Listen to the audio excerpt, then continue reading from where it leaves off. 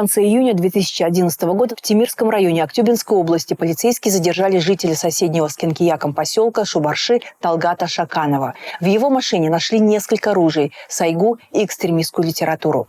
Шаканова отправили в ВВС, а через 2 дня его сообщники расстреляли полицейскую машину. Погибли 2 сержанта. Выяснилось, что в поселке Шубарши действует небольшая мусульманская община радикально настроенных людей.